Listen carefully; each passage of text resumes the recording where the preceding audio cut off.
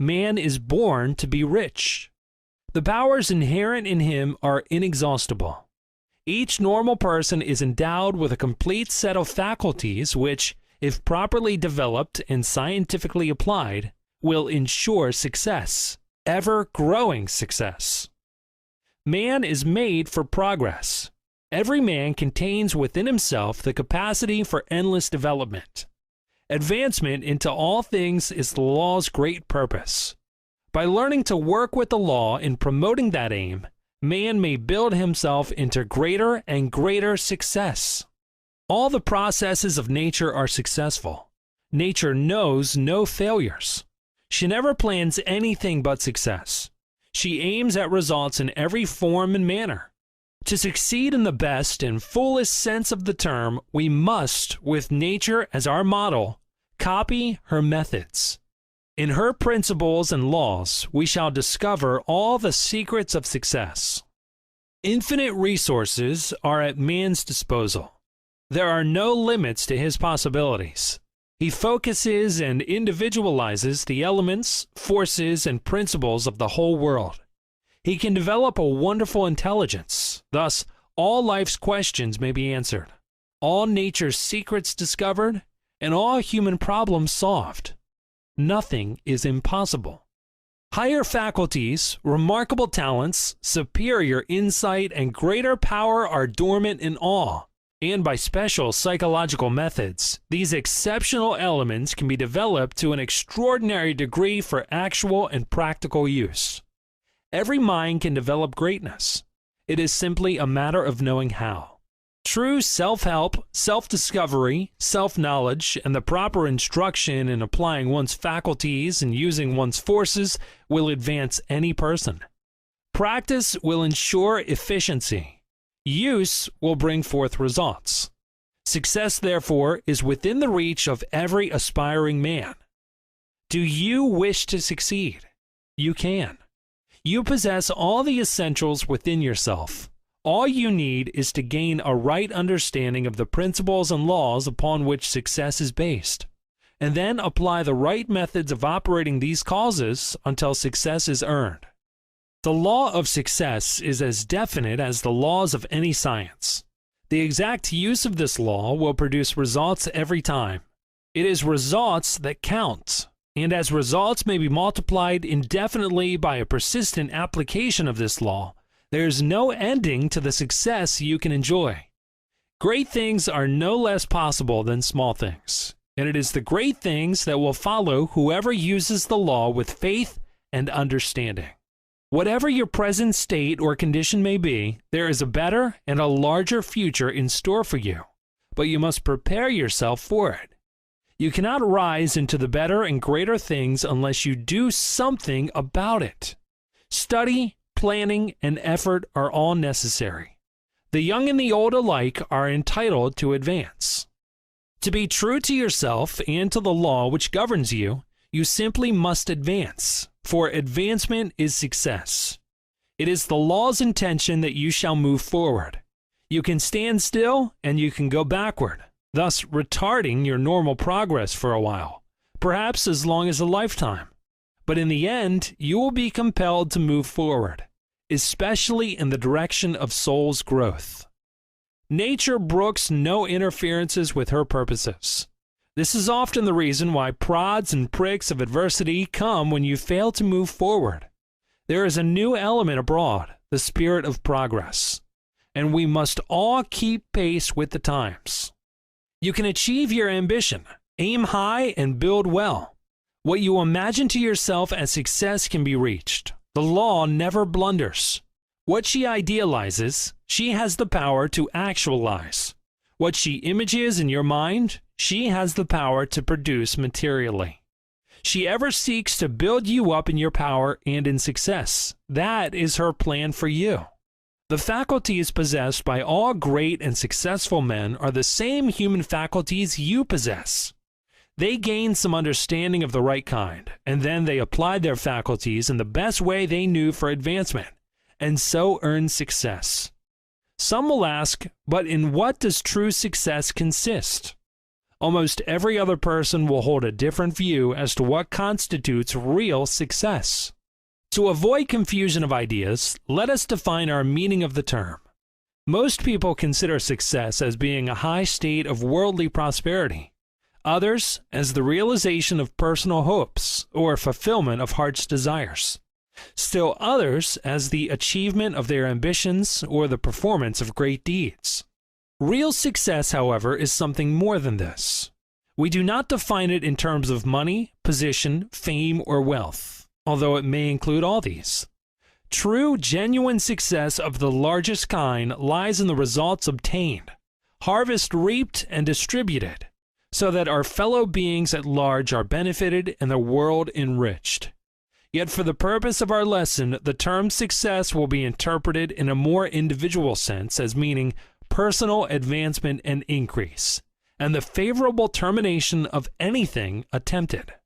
Man is so constructed that he may utilize the elements of his life to build himself up into an ever-increasing power, betterment, and success. He is also subtly related to everything outside of himself that this purpose may be fulfilled.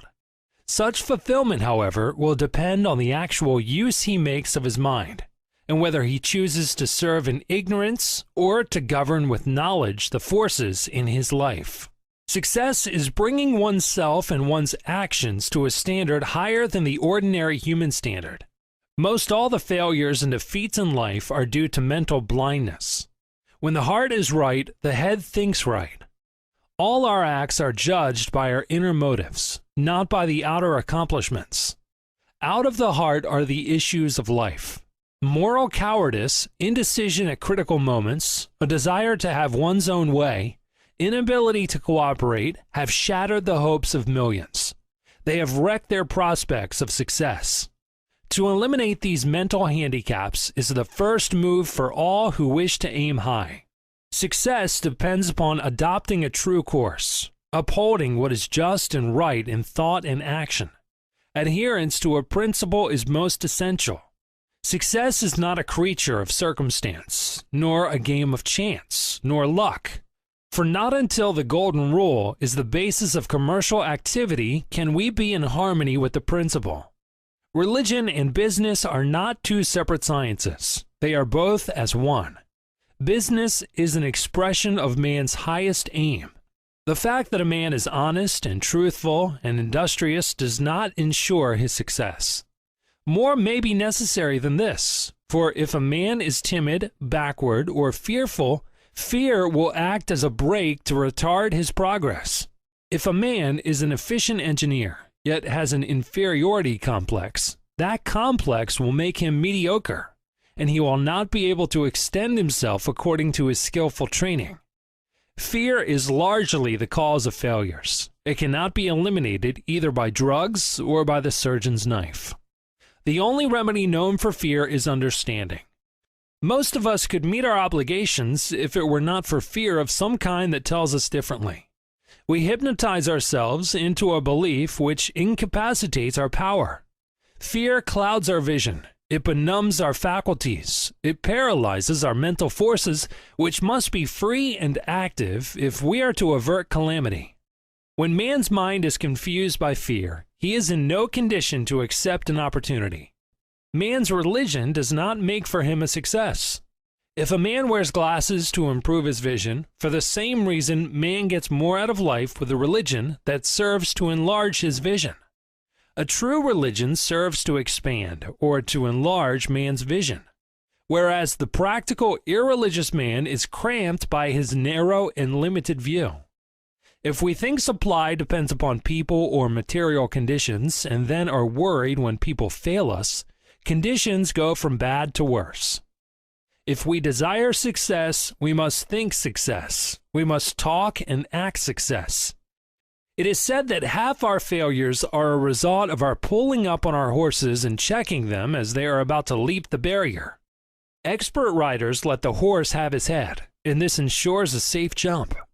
Half our failures, then, are that we pull in at the moment when we should let all our forces out to have full vent as we make a leap. We jerk ourselves back into failures, just when we could be riding on to victory. Two boys dove into the river one day, challenging one another to swim across, a distance of about 2 miles. They swam on with a strong and steady stroke, and the lead swimmer, not looking back, continued swimming on toward the other shore. When he walked out on the bank of the river and had completed his swim, he looked back to note that his friend was nowhere near. He looked more carefully, and behold, there he stood back on the other shore from where they had started. When he met his friend, he said to him, "How was it that you did not follow me across the stream and reach the other shore?" The boy who turned back said, "Oh, after I got about halfway out, I looked back and saw how far I had come, and I was afraid I couldn't make it, so I turned back." "But," said the boy who swam across the stream, "why didn't you think to look forward as I did? For I saw only the shore coming closer and closer to me with each stroke. Why didn't you think it was just as hard to turn back to safety as it was to continue swimming to your goal?" Success is a matter of advancement by grade. No man can become a success except by training. An athlete will train for weeks and months to fit himself for a contest that may last for only a few minutes. The real secret consists in moving forward, and that peculiar mental attitude which promotes this constant progress is the ruling factor in the art of success. No person can succeed who is not imbued with the desire to advance. In fact, the first step is to become thoroughly saturated with the spirit of progress, so one feels stimulated with the persistent desire to work for better and greater things. The desire to advance implies the power to advance. That is the law as absolute in its actions as any law of science. The fact that you desire to succeed is evidence that you have the power to succeed. Otherwise, you would not have been urged to aspire successward. You cannot aspire to succeed unless you have the power to succeed. Desire creates the power. Power inspires the mind of the individual, and success is the result of that inspiration rightly applied. Investigating the lives of successful men, we find a very striking fact. We find a common quality that is responsible for their success, which consists of a constructive state of mind. Psychologists term this constructive state of mind as a successful attitude.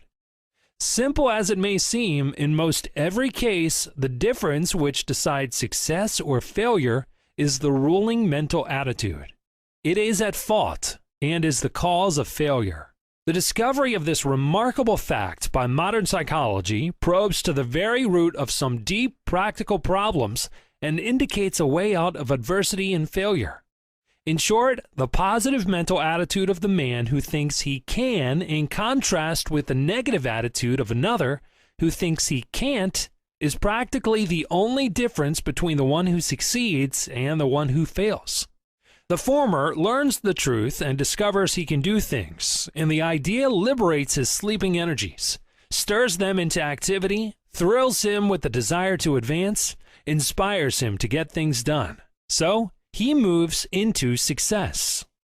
Some persons, however, live in the conviction that as they are, so they must remain. They believe that God had cast them into a fixed mold and that the little ability or power which they possess is all they can hope or wish for in this life.